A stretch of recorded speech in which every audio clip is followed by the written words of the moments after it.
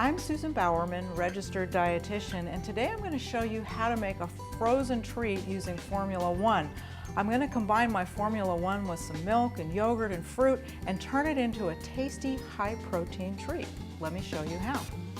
I'm going to start like I always do with some milk or some soy milk, but this time I'm only going to use about half as much.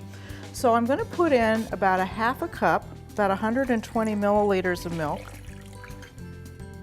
And then the other thing that I'm going to add to my pop, instead of using all milk, I'm going to use some non-fat Greek-style yogurt. I'm using vanilla flavor.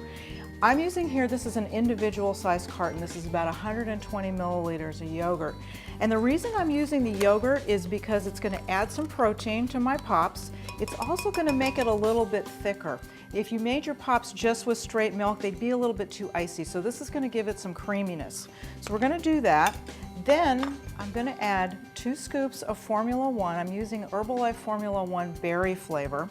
You can use any flavor you want, but since I'm adding berries, I thought it'd be a good mix. And then the last thing I'm going to add is just about a half a cup of frozen mixed berries. Now I'm going to blend it up.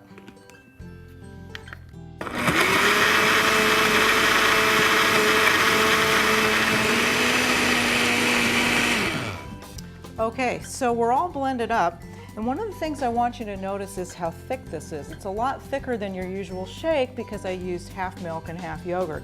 It's going to make a great pop. So now what I'm going to do is I'm going to pour these into 4 icy pop molds. The ones that I have hold about 1/3 of a cup. It's about 80 milliliters, and each one of these is going to be a snack. So I'm going to go ahead and pour. I'm probably going to make a mess, but that's okay. That's part of the fun of cooking. So very carefully pouring these into my molds. It's so pretty from the wild berry Formula 1 and then the extra berries that I added. And I should have just enough, hopefully, to fill up my popsicle molds or my lolly molds. Oh, that's perfect. Okay, that's great.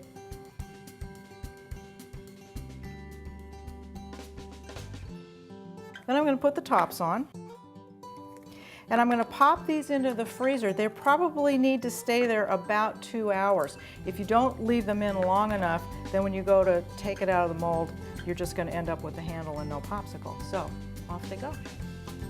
Well, here they are. They've been in the freezer for about 2 hours, and let's see how they turned out. Look at that.